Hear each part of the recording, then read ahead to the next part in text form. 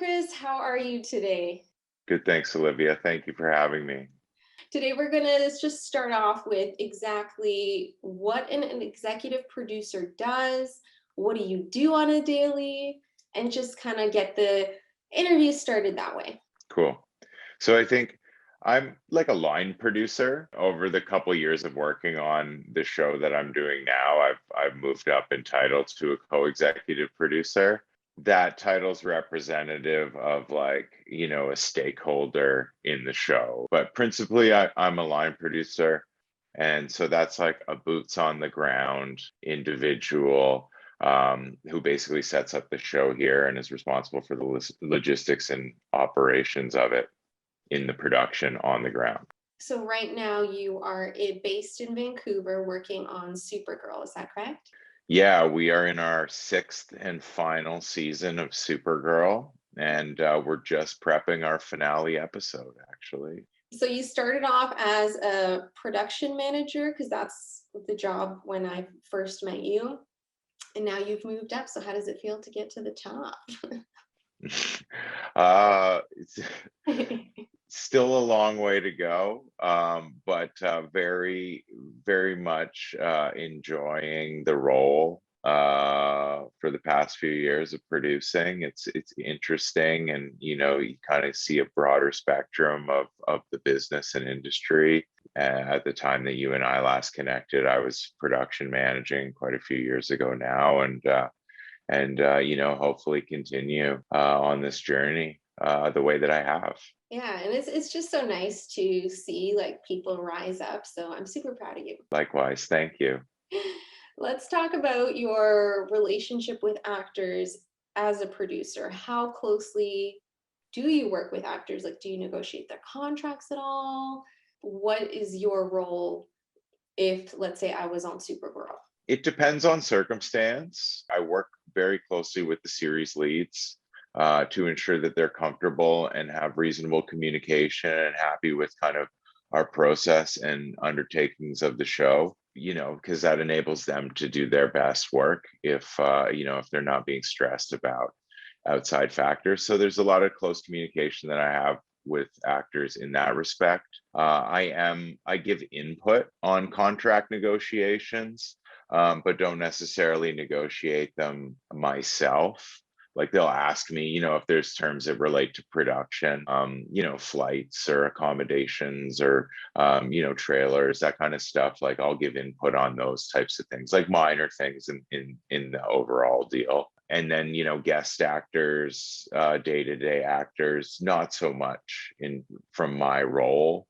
But permanent fixtures and new people showing up, I'm definitely work with and have try to have good communication with.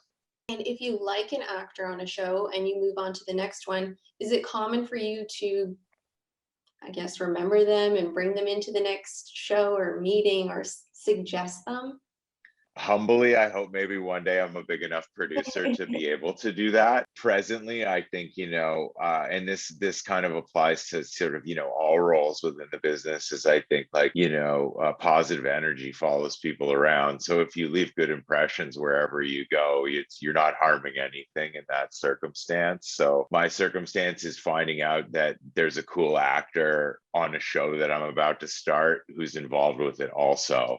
And you're like, yes, I know this person. I know they're cool. It's a really positive, kind of exciting sign. Oh, that's awesome. So, is there something that actors do or don't do that you really like or don't like? Has anything come up over the years? Not necessarily that I don't like. I mean, people are people, and there's a lot of different personalities that you encounter in this business and in any role. And sometimes it takes time for people to get to know each other. But I think actors and crew and everybody involved, like to me, one of the things that I try to hold in the highest regard is professionalism. And I respect and admire people that are able to do that. And I think actors are leaders on sets and they have like a compelling grace to kind of ease tension in certain circumstances because they're maintaining a high standard of professionalism, and I kind of really respect and admire that. I love that. I think the same way too, especially with the lead actors. I feel like it's in a way their job to make everyone feel comfortable, especially welcoming the day players. And because I've had both experiences, so I kind of just take mental notes when that comes from me.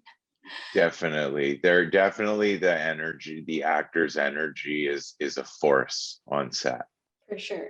So when you have your meetings with the other producers, executive producers on the show, when you do you guys have conversations about the actors, whether they memorize their lines or were struggling on set, or if they did something really, really good? Like, do you guys have those conversations? I think like we definitely gush over amazing performances and the realization of the scripts that we all prepared, like as they're actualized on screen. I think we're like, we're usually fans of the work.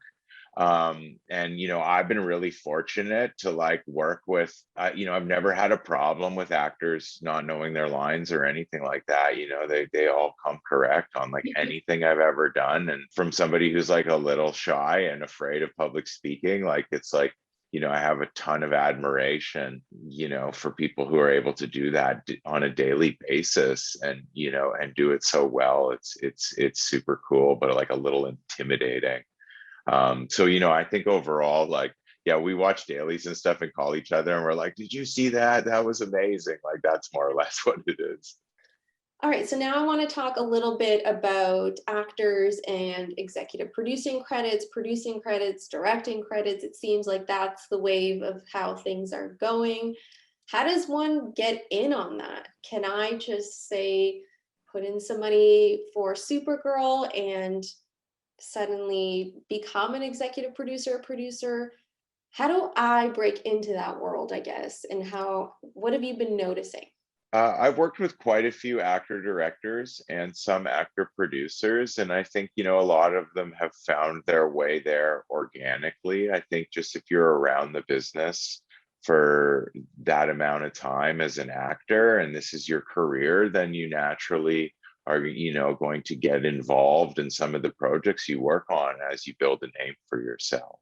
I think a lot of actors get involved in directing out of curiosity, and then really find it to be a compelling way to tell their stories on both sides of the camera. And then I do also think actors become really good producers because of their background and how instrumental they are in the entire process. And a lot of them develop production companies or become involved in various ways in the production. And I've always just seen that as something that's natural and part of the process. And it's definitely a direction I want to go in. But as of me right now, let's say not a totally beginner actor, but somewhere in the middle, is there a way for me today to contribute to a movie like that? I think you would probably have to get involved in a project from its inception and be one of the producers that's kind of developed the project Okay. and brought it to the table. And if it finds interest, then yeah, absolutely. Like I think that's not a far-fetched concept that you could sort of be like, this is a great script, and I want to work with you to produce it. And if we get it made, I'm going to act in it too. Like yeah, that's how it goes for sure. So when there are multiple producers on a show, are the jobs split up? Or does, let's say, you take on more of the finance and somebody else takes on more of the post-production process or pre-production? How does that work on a film set? Pretty much exactly like that. I think there are a multitude of producers responsible for different elements in the production, whether it be on the writing and the creative development side of the show, or in production, post production, sometimes financiers. All right, Chris. So if I walked into a film set today, what are some indicators that this is a big budget or a small budget? Like, how would I know, like, this is a 10 million budget show or this is a 25 million? What are some clues that we can look for? That's a tough question, but in most circumstances, like just physicality alone is different. Like there's just going to be so much more stuff around. And I know that's probably a pretty lame answer, but it's true. Like, I think you've spent a tremendous amount of time on set. Like, if you pull up to a smaller, maybe domestic production, they just, they have less trailers and less kind of that sort of stuff around. And if it's a more larger budget international production, they just have a bigger footprint. But you can kind of get also a sense of how much money they might be operating for based on, like, their duration. Is it 1 month? Is it 6 weeks? How many episodes do they have? And you can maybe spec it, but I think it's very hard to actually really know specific budget level. But size and scope, I'd say. So, as an actor who wants to eventually start producing, what are some suggestions you have for me or for anyone putting together a movie right now? Where should we focus our budget on to make it look like it's bigger than it is? I think trying to maximize putting as much money in front of the lens as possible is what I try to do. Obviously, operating safely is a principal priority, but secondarily to that, we want to maximize our money on screen. That's what I feel brings value. Do you mean like on screen, as in put more money towards more name actors? By that, I mean not necessarily referencing individuals, but just sort of like, once you have your crew there and assembled, and for instance, in episodic television, mid-season, I think we don't want to spend money holding an unnecessary location. If we can spend it all at one particular location, it's a smarter way to do it. It allows us to spend more money in other areas, like actors, should the executive producers want them, etc. Or even just nicer set dressing and elements to physically put in front of the lens. Like, that's predominantly what I mean by that. And I know you went to film school and that's how your whole journey started. Looking back, do you regret going to film school? No, I don't. Quite honestly, I think it gave me a good fundamental understanding of what I wanted to do, and what is now, nearly 20 years later, my career. And if somebody wants to follow in your footsteps, would you tell them to start with film school? I think if they had interest in doing it, I mean, everyone can chart their own course, and certainly there are many that haven't gone that avenue. But I kind of learn well by being taught. When I did finally step on set for the first few times, I had a good understanding of what everything was and how it functioned. And years later, I look back on that as something I value. Well, thank you so much for your time, Chris. It's been an absolute pleasure. And we'll talk again in the next couple of months or weeks or years, and we'll have to do another part. Thank you so much for having me, Olivia. It's been very nice to see you. Always a pleasure chatting with you.